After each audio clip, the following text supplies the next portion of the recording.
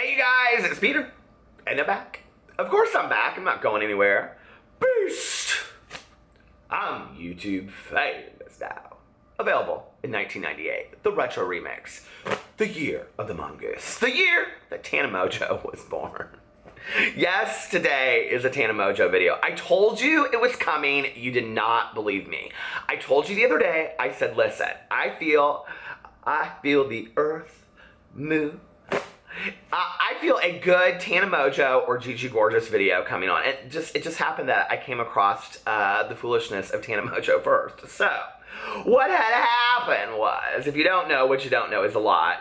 I love the Twitter so much. I often find myself with the tweets. Don't call in sick with the tweets because they won't believe you. But anyway, I was rolling through Twitter last night when I noticed that Tana Mongeau posted this, and it was defied all reality for me that she could even post this, okay? It was literally one of the worst tweets I've ever seen. It bothered me so much, okay? It just shook my reality. She tweeted out 9 hours ago, Christine, referring to Christine Seidelko, just called me this generation's Nicole Smith. Well, let's just say I was a little bit in hysterics because, as you know, I'm a diehard fan of Nicole Smith. I'm still grieving. Anna, I love you. Anna Nicole. So anyway, I loved Nicole. The whole thing it all went down was so tragic, okay? I cannot wait. If there is anybody that is this generation's new Nicole Smith, first of all, we know it's Trisha Paytas. Hands down. Everybody underneath everybody retweeted it underneath there and was like, come on, Tana, we love you, but no, it's Trisha. We all know it's Trisha Paytas, okay? Trisha Paytas is literally this generation's. Nicole would even say that. But we're all just waiting around for Danny Lynn, let's just be for real, okay? I mean, she's just going to take over the universe, and she's probably going to reclaim all that money, too, which I believe, rightfully so, she deserves all of old Marshall's money. But anyway, so I was reading that, and I was like, you know, I haven't really read through Tana's Twitter. I mean, I do, like, on a daily basis, but it's always like, I love you guys so much, like, in, like, real life, like, oh my god, like, if I, like, couldn't love you so much more, like, but could you just buy, like, $200 tickets, like, go and see my tour so I can tell a 15-minute story time about, like, how I was stalked by this Uber driver that was on speed, and then he chased me all around Las Vegas, and then I didn't know where I was going to live because I was homeless because I went to Coachella. I mean, it's like these ridiculous story times, right? Who'd care? So I'm, like, going through her Twitter last night, and I'm like, I mean, listen, I've said in here that I think the gal can tell a good story, but redeeming factors, redeeming qualities, I have a hard time finding them. I really do. So anyway, oh shit, I lost my place of good old Tana Mongeau. And that's the whole point of this story, so I have to find it. It goes all the way back to August 13th, so just bear with me. But I was going through and I was reading all her Twitters, and it's mostly her tweets. It's mostly her just like retweeting phone cases and stuff that people bought her. And then she's like in LA, and she's talking about like, oh, and I'm in LA, who should I collab with? And of course everybody said Shane Dawson and all these people and blah, blah, blah, blah, whatever. I just do not, I have to just say, okay, I do not understand the pull of Tana Mongeau. Like, I feel like she looks like every other girl that you would see just walking through the mall, okay? Not maybe on a good day necessarily. I just don't get it. So I come along this tweet, right? And, well, first of all, did she remove the tweet? Did she remove the tweets? Did she have the tweets until she removed it? No, I'm not down there yet. So I'm going through here, and I come across this tweet that says, Taylor Caniff, and I'm probably mispronouncing these names, Taylor Caniff just tried to shade me over a joke, but 2 months ago, he was asking Corinna, remember Corinna? She did that video about Corinna. Corinna, beast! Corinna's the one, Corinna, Clarissa explains it all. Who are these people, and how did they get famous? All of them from Vine. Okay, they all did 7-second videos, and then they come over and they think it transplants onto YouTube. It doesn't, okay? You guys aren't funny. You don't know how to tell stories, whatever. Now, I will say this Corinna girl, or Corinna, like that movie with Whoopi Goldberg back in the day. I'm telling you right now, I mean, she's cute in the face, okay? But I looked her up. She's 21, baby. She looks 32 if she's a day. I mean, she doesn't look old bad. She looks old, like, mature. She looks good, right? But she and Tana put this video about I kissed a girl and I liked it or something. Who'd care? I mean, it's like everybody, I mean, every girl in college does that. They get drunk at some party and they kiss their good Judy, and then they don't talk about it, and 20 years later, they're married and their husbands, they meet each other's husbands and kids, and they're like, remember that one time we kissed?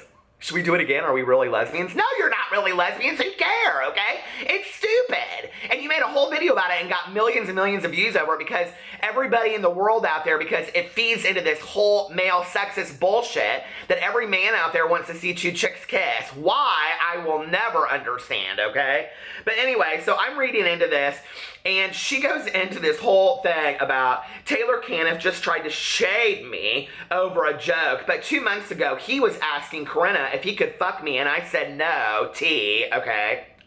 No tea, no shade. Anyway, what is so funny to me about this, first of all, before I get into the tweets, don't forget the tweets, is that she says that he was asking Corinna if he could fuck me. What is that? Like, are we in 3rd grade? Check yes or no if I can fuck Tana. I mean, like, that is so corny. Like, it just cracks my shit up, right? Like, these kids are literally 19, 20, and 21 making millions of dollars on YouTube, but they can't call somebody up and be like, hey, you want to fuck? No, like, they won't do that, right? They have to ask somebody's good Judy. Like, that is so embarrassing. Who are you? Like, that's what I would be doing on here. I'd be like, I mean, not only does she totally demasculate him, but I would be like, he can't even ask me himself. He had to ask me my friend. If he had the balls enough to ask me straight to my face, maybe I would have, but no ma'am, he ain't getting it all day long. So I go under here and I read the comments, right?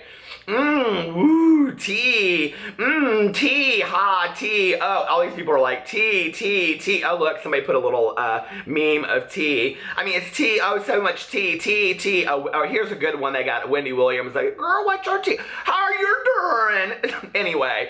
So I'm like, enough. Well, first of all, I have no clue who this Taylor Caniff is, okay? Caniff. Hey, I did not even realize, I found out that yes, he is a fellow Hoosier like me, and a Hoosier is a fool that's from Indiana. I'm not proud of it. So I go back into her Twitter, and I look underneath here, and this sweet little child underneath here posted this picture of meeting Tana, where Tana's like this. And she's got that good long, you know, like flannel on that we call the boyfriend shirt. We call it the boyfriend shirt because basically the day after you got done hooking up with your man at his apartment, and you didn't bring any clothes, so it's either you and your good Hervé Leger dress that you wore out to the club last night, or your boyfriend's flannel. You wear your boyfriend's flannel. And what does she have on? Her boyfriend's flannel. And so there she is next to this 12-year-old child, and the girl says, actually was crying after this and flipping shit. Thank you for saving my life. I finally got to meet my idol. Okay, here's my thing. And I think that's very sweet to this girl, Crystal, okay? So props to you, Crystal. I wish you the best in life. But let's just be for real, okay? What exactly is Tana Mongeau doing to save lives out there? I have watched many Tana Mongeau videos. I don't remember any videos out there that she's talking about like crisis control, suicide prevention, toxic relationships. She does story times where she talks about like all the shit that happens in her crazy life.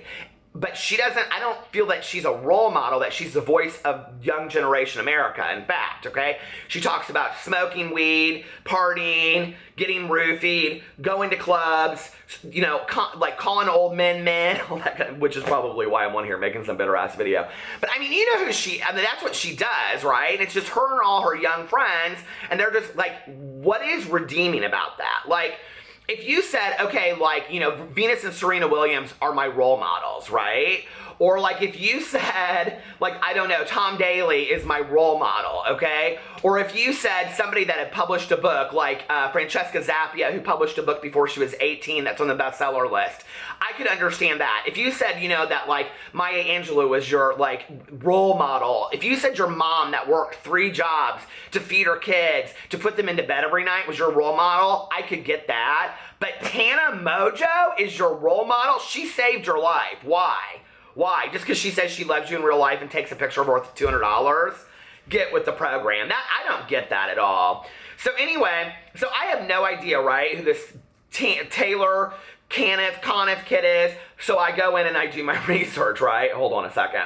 So I find out, well, first of all, let me read you the story that I found. Are you ready? On the God, it's on Super Fame, because I like Google, so then I Google, because I love the Google. Do y'all love the Google? Oh my God, back in the day, we always, like, we had to write a paper, we had to do like a hypothesis statement, the note cards, and I would like try to wrap it all up together in like 5 minutes, and like my good Judy Stina, she'd always be like, no, you have to do it like 3 months in advance. I'd be like, no, the teachers won't know, right? Which is why I graduated with 186. But see, I should be your role model because I turned that 186 into gold, so maybe that's all you need to know.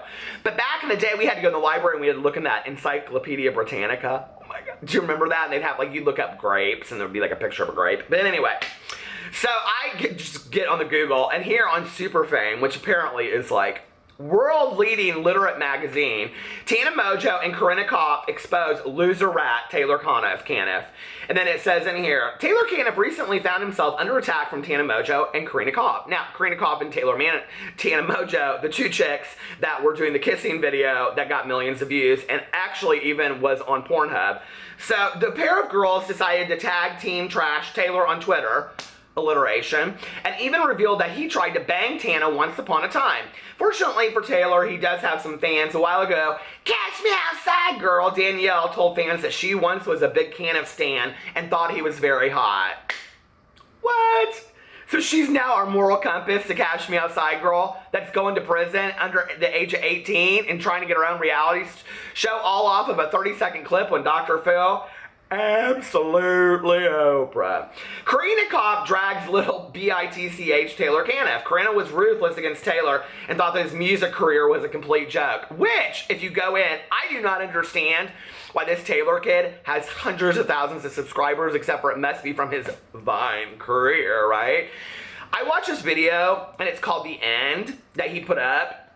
And it's basically like 15 minutes of him sitting in this chair in a hotel room talking about how talented he is. I mean, like, I can really rap. Like, I know I can. And, like, I can do really cool stuff. Like, my friends know that I can do really cool stuff. Like, I can do cool stuff. And I'm, like, really proud of the stuff that I do. And, like, all of my friends, they know that, like, I'm really talented. Like, I can rap. Well, Taylor, if you can rap, why is there not one rap video of you on your entire channel? I would think that if you were this rapper extraordinaire, you know, Tupac, Notorious B.I.G., back in all the days, baby, East Coast, West Coast, back it up, fam, back it up! If you are that good, why are you not, you know, clouting your music on your channel? No, you're doing a bunch of condom challenges, cinnamon challenges, water challenge. That's what Viners do when they come to YouTube, because they're like, what do we do? I don't know how to be funny longer than 7 seconds. So you do all these challenge videos. Of course, you have all these 13-year-old girls that have followed you over from Vine. So now they're over here and they're followed you and they're like, they don't know what they're doing, but they're paying your bills at this point because they'll watch you anyway because they think that you're cute, okay? So anyway, hold on, let's get back to Superfame, the really literate magazine. So anyway, wait, here it is. Corinna was ruthless against Taylor and thought that his music career was a complete joke. These are the tweet. Okay, she pondered whether Taylor was worse than Team 10. I mean, no, not at all. Let's just be for real. Let's give the kid a break. I'm not sure which worse. Taylor Caniff thinking he has a career in music or Team 10, LMAO. I mean, but Tana, do you really think your story times are that good? Baby, I mean, if you wrote a book tomorrow, yes. I mean, that's the sad thing. If she wrote a book tomorrow, it would be on the... If she wrote My Story Times and put it on the New York Times bestseller list, you know it would be #1 like that. That is the unfair bullshit of the world. That we have real authors out there working years and years on manuscripts, and Tana Mongeau could write up her just stupid story times, and they would be #1. Like, what? There is no fairness in the world. Taylor then decided to go blocking people, and she branded him a little bitch. Is hysterical, she tweeted. I think it's hysterical that Taylor Caniff blocks everyone like a little bitch. This is, of course, not the first time she has come for Tay. Earlier in the year, she compared Taylor to a photo of a dirty street rat, which they put the little tweet there. But she did wish him a happy birthday. I saw that in February. Tana Mongeau reveals Taylor Caniff once requested to bang her. This article is just so, like, oh my God. If you need to cite this for a school paper, I'm going to list it below. In response to something shady Caniff decided to tweet, Tana was furious and immediately fired back with some juicy information. Tana revealed that Taylor asked Corinna if he could have sex with her around 2 months ago. Did she agree or not? I said no, she confirmed. Check yes or no. Taylor Caniff just tried to shade. Oh, here's that tweet again, that tired old tweet. Who cares? Tweets. She lashed out again and said that MadCon, okay, so MadCon is like where all these young kids, they go and you pay lots of money to see them bounce on trampolines and sing, and it's like that Jacob Sartorius. None of them got any talent, none of them, they all suck, every single last one of them, okay? When you realize people are searching Maverick more than MadCon and you're bitter about it. Taylor deleted all of his tweets and called Tana racist. I mean, we know that she is, okay? I mean, listen, people don't let you forget shit, okay?